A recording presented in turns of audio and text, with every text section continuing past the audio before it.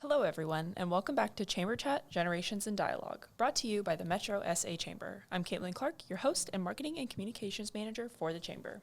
And I'm Kathy Lee, VP of Leadership Programs and Development here at the Chamber. We're excited for today's episode because we're joined by Shannon Gray. Shannon is the Director of Government Affairs at the Metro SA Chamber, a role she began last November. She leads our advocacy efforts on behalf of the business community and works to strengthen partnerships between the private sector and government. Before joining the Chamber, she built a background in policy and communications. She holds a Master of Public Health and is committed to advancing business growth and community development across the San Antonio region. Chamber Chat is sponsored by Velocity Texas. Formerly known as the Texas Research and Technology Foundation, Velocity Texas is a nonprofit organization with a mission to advance San Antonio's life science industry and promote sustainable economic and community growth. Velocity Texas leverages San Antonio's strengths in research, development, and commercialization to drive job creation and investment throughout South Texas. By focusing on industry clustering, startup support, and workforce development, they're positioning our city as a critical hub that connects academia, industry, and the military medical community. We're grateful for their support of this podcast and their dedication to making our community stronger. To learn more about the incredible work Velocity Texas is doing, please visit their website at velocitytx.org. Thank you to Velocity Texas for being a title sponsor of this podcast and championing sustainable growth in our region. All right, let's get started. Shannon, what originally drew you to this role, and what has surprised you the most in your first few months here? Well, first, thank you both for having me. My previous experience was in the Texas legislature, working for the chairman of pensions, investments, and financial services. That role really gave me insight into the intersection of policy, advocacy, and stakeholder engagement, specifically with the business community. It also highlighted the importance of building strong relationships between the business community and the government to advance shared priority interests that the two have. But on a personal note, I was excited for a chance to return back to San Antonio and to contribute to the continued growth of a region that is really near and dear to me. This community gave me so much and taught me so much growing up that I really wanted to return to serve our local business community in a leadership capacity and felt that it was the next right natural step in my career. As far as what surprised me the most, I think the easy answer would be all of the highway development, but I think that would also be a cop-out answer. Being from San Antonio, I think that I have a different perspective on how the city has evolved over the past decade and a half, 2 decades also. If not longer than that. I believe it was Bob Rivard, the co-founder of San Antonio Report, who has coined the term big city, small town, if you would. And that's true, right? When I left San Antonio for school and then subsequently began my career, San Antonio was seen as little brother, I think, especially when compared to Austin being so close. However, whenever I came back, the workforce and the economic development of the region had really just blossomed. In addition to San Antonio being seen as Military City USA, when I came back, now we're seen as a leader in manufacturing and cybersecurity and biodevelopment and manufacturing, among other things. And that was something that was really interesting to me. So fun. We're so excited to have you back, by the way. Houston was missing out. Listen, insurance is a lot cheaper here, I can tell you that. Well, Shannon, we are so excited to have you here and to start off 2026 with somebody new and with fresh ideas, and you've been a great asset to the team. So I want to ask you, how do you see the Chamber's advocacy priorities evolving in 2026, especially with key legislative sessions and policy change on the horizon? 2026 is a really pivotal year for a lot of different reasons, right? We've got a lot of elections that are coming this year that will then go into 2027, which is when the legislature and other things that I'm sure we'll talk about when the time comes. But I think that in 2026, it's really important to position the Chamber as a key partner in the policy development process. One of my priorities is ensuring that we're not just reactive to legislation, that we're actually proactive and there at the table early on as a stakeholder ourselves. And if we're not there as a stakeholder capacity, how we can be there to bridge and connect elected officials to the subject matter experts and stakeholders that we have as our membership, right? Being involved on the front end, too, allows us to shape the outcomes for the business communities, again, rather than being reactive to them as they come. and really helps lay the groundwork for a strategic approach in advancing priorities that we have. So, for example, our Government Affairs Council is working in collaboration with other Metro SA councils in identifying priorities that directly affect the business community and committing to taking a clear and consistent approach and position to these priority issues to really ensure more than anything that we remain focused and aligned with our membership needs and interests. In addition, I am really committed to deepening member engagement. I have had a variety of meetings, whether it's with elected offices or memberships or associations across the region, who have really voiced the importance of not just the chamber being consistent and focused and clear, but also to bring our membership and to engage our membership. And so rather than having my consistent face up at City Hall speaking for or against something, and same for Brett, really putting a member up there, whether they are a constituent or a subject matter expert, it adds variety to the faces that they're seeing. So it's a little bit different, keeps them intrigued, I think, more than anything. But it's also more impactful, right, when you're hearing from your constituency base and you're hearing from subject matter experts who are able to better handle those in-depth conversations that they're going to ask, whether it's financial related or if it's something that's industry specific. I think is something that will really strengthen our advocacy. I think it will empower our membership in shaping policy that directly impacts their business. I think it's going to be something that's going to be incredibly beneficial, not just to our elected officials, but also to our membership as well. That's amazing. I don't think we've seen any chambers do something like that before, and I think that'll really put a... Take notes. I'm sorry. They should. Shannon's going to lead the way. There's a lot of things that Brett and I are really trying to do that are going to be not as traditional, I think, as what you would see from other chambers or something that the Metro SA has done in the past. And I think that it'll shake things up a little bit. I think it'll excite our membership, hopefully, and be received well is the ultimate goal. Of course. All right. So speaking of viewing things from a different lens, how do you think your background in public health is integrated with your role in government affairs and business advocacy? That's a good question. I get asked that a lot. I have a mentor in grad school. He's now the Dean of Public Health at Texas Tech.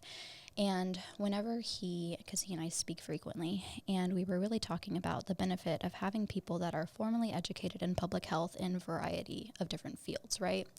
And he had said and highlighted really something that I think is very impactful, and it's that public health students are the best to work in in volatile, for lack of a better word, environments, right? Whether it is political or economic and workforce development, because we as public health students are trained to make very fast, very informed decisions under a lot of uncertainty. And so in politics, no matter how much you try to be proactive, to an extent, you're always going to be reactive, right? And so having a public health background and having that formal education on how to react informed and quick is something that I think is really beneficial from my background.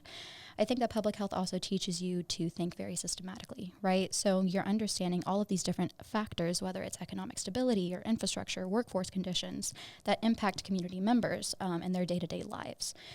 So having that public health background, I'm able to bring the holistic lens to the chamber where we're advocating for things like workforce development and infrastructure, while also considering the broader implications to our community. I think too often good policy and a thriving business environment are seen as mutually exclusive, and they're not, right? And so from a public health background, we're able to bring that holistic experience. I think in our meeting last week for the Government Affairs Council with Councilmember Mark White, he had put a really strong emphasis on strategic messaging and effective communication to community members, really showing them how these business policies are going to, in the short and long term, improve their quality of life. And really pushing that messaging is something that, coming from a public health background and having that holistic experience, I'm able to marry that I don't think I would be able to had I not had that experience. Shannon, going back to talking about business, and we actually do this podcast to not only talk about maybe generational differences in the workplace, but also to be informative to our businesses. So what advice would you give businesses who want to be more engaged in public policy but aren't sure where to start? My phone number is 210. I'm just kidding. If you're wanting to be engaged in public policy but really don't know where to start, I would look at what industry it is that you work in or own a business that operates under, because then we can look at the immediate things, right? So if you're a development, we can look at land use, we can look at permitting, we can look at things like that. And things that currently interest you, I think that there is a lot of nuance and a lot of confusion as it relates to policy and different tiers of government.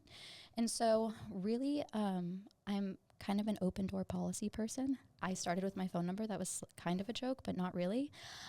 If you want to give me a call, shoot me an email on just general questions that you have as it relates to how the government operates, or if you have any specific questions on, okay, so the CCR was filed, but then what happens after? Or at a state level, okay, so what is the difference between a state representative and a congressional representative, right? A lot of people don't know those small details.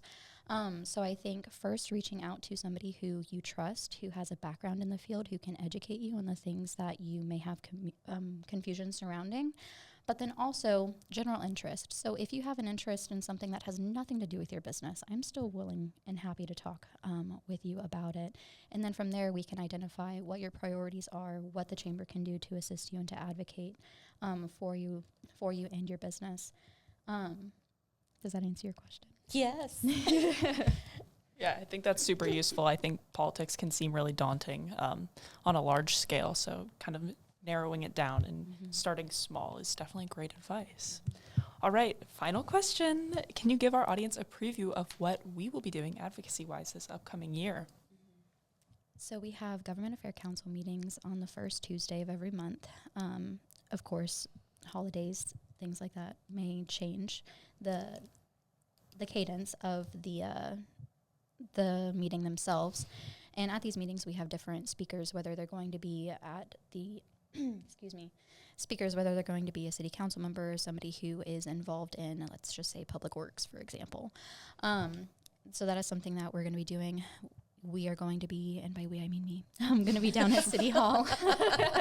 And we'll be supporting you. From a distance. From right here.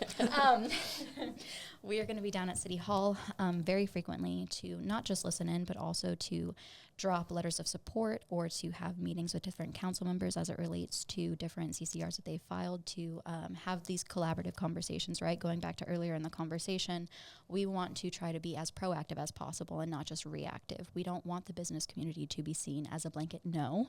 We want to be seen as somebody who's willing to come to the table and to understand the intent and the overall purpose of the policy or the legislation that was filed.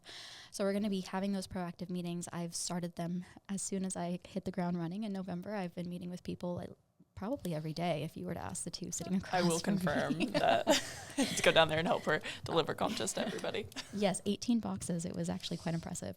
But having those meetings and building those relationships and really getting an understanding of the past relationship of the chamber with the elected officials and the offices that they hold, again, whether it's at the city or the county, moving up into the state and even the federal level as well, on how the chamber can assist them at their different tiers of government, how we can push the priorities of our membership at the various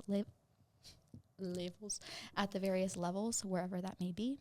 We've got various events with different city and county officials, as well as breakfast with the mayors? Breakfast with the mayors that's going to be happening. A lot of different outreach and civic engagement opportunities. I think Kathy, she's got her leadership lab going on that we're working on, so that's really exciting. And really anything in between that our membership needs, I'm at y'all's beck and call. Again, my phone number is 210. And we love that you're here.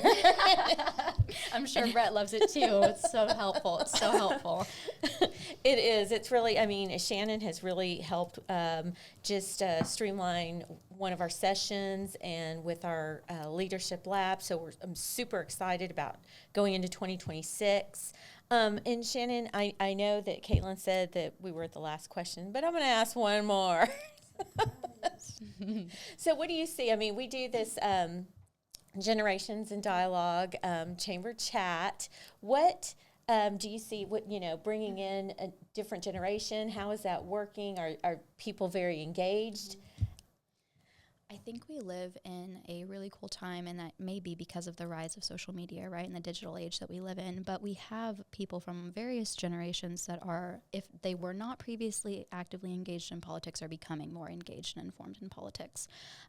Now, I will add a caveat to that. Sometimes it is at the macro level and not at the micro level, which is where I think a lot of the confusion comes in and where that education piece that we had just briefly talked about becomes really important. I will always advocate for people showing up in droves and being politically involved in civic engagement, regardless of which side of the aisle that they stand on. That's something that I believe very firmly that individuals should participate in, regardless of their generation, but also being open to having civil discourse and having conversation rather than yelling at each other, I think is really important. Just because you see our reps brawling on the House floor doesn't mean we need to brawl in the streets. But the passion behind that, I think, is so important, and it's something that will, from here on out, I think, change the trajectory of our politics for sure. Wow, a lot of great information. Well, Shannon, thank you so much for joining us today and sharing your insights. Your vision for the Chamber is inspiring, and we're excited to see your leadership continue to shape the direction of the Chamber. And thank you to our listeners for tuning into Chamber Chat, Generations in Dialogue. Be sure to follow us on social media and subscribe to our podcast to stay up to date. A big thank you again to Velocity Texas for sponsoring our episodes. We'll be back soon with more conversations, so stay tuned.